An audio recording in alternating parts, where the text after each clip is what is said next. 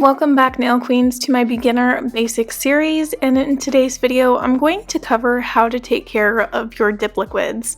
So I think this is a very important topic, as I have been in the position where my bottles have glued shut and I don't know how to prevent that or get my bottles to open.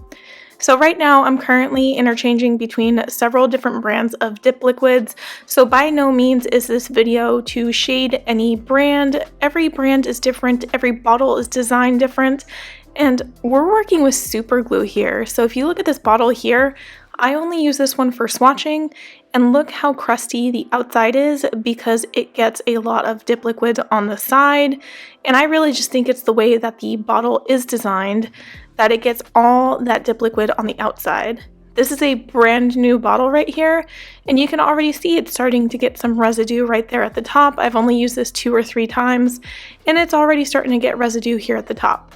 So in today's video, I'm going to take you guys through how to clean up all of this crusty residue that we get from dried dip base and dip top coat, and how to prevent your bottles from sealing shut. If you ever experience your bottle gluing shut and you cannot open it, I just want to sit here and tell you, do not try to force it open with pliers or your hands. You might cut yourself because the glass might break. What I like to do to get my bottle open is I soak my bottle in a bowl of hot water for 3 to 5 minutes. When I get it opened up, then I pull out my 100% pure acetone and a lint-free wipe, which for me is a paper towel. I take a couple pumps of the acetone and then I vigorously rub it around the rim or bottleneck of my bottle where all the dried up glue or dip base or dip top coat, whatever you want to call it. We need to make sure that the acetone breaks down the dip base or top coat, and then we completely remove it from the bottleneck.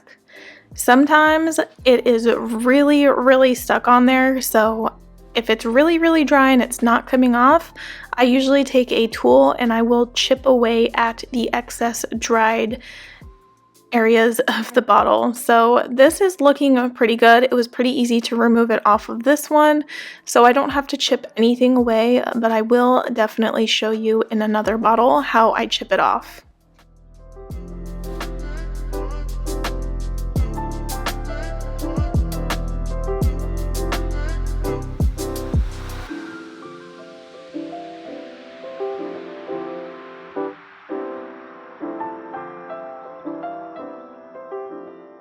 So this bottle in particular has a wider opening in the bottleneck, and it does not have a wiper insert on the inside, so it's very easy for me to get dip liquid on the neck of the bottle. So you can see it looks pretty bad right now.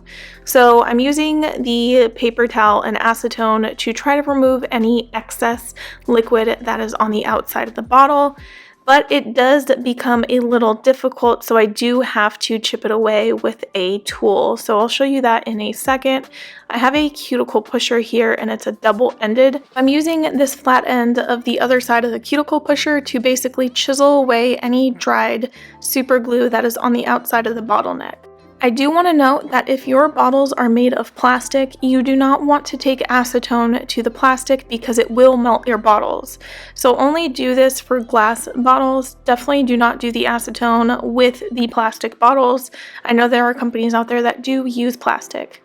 If you do have a plastic bottle, then using a tool like this to chip away and chisel away any dried super glue may be your best option to getting all the excess residue off.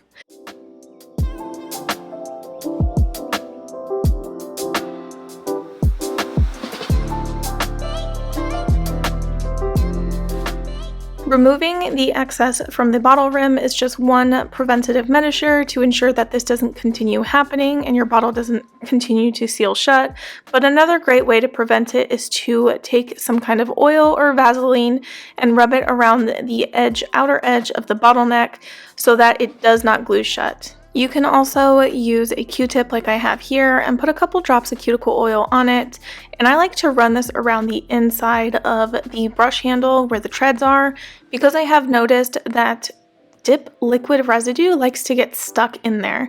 So this helps prevent any residue from gluing shut. So you want to check not only the outer edge right here of the bottle, but also inside of your brush handles. It does get gunky up in there. So you can either use a cuticle oil bottle or a brush tip, or even your own finger. Just put a couple drops on your finger. It's really up to you, but I will say that if you're using a cuticle pen with a brush on it, definitely have a designated cuticle pen for this. Don't use those on your fingers afterwards. You really don't want to transfer any of that residue onto your nails. I mean, they're pretty. You want to keep them pretty. So you can do this with cuticle oil, Vaseline, maybe you can even use kitchen oil. I don't know, whatever you have handy. So that is how I go about ensuring that my bottles do not seal shut, or how to clean them up after I get them opened up. If you liked this video and you found it helpful, be sure to hit subscribe. And thank you guys so much for watching my videos, and I'll see you in the very next one. Bye!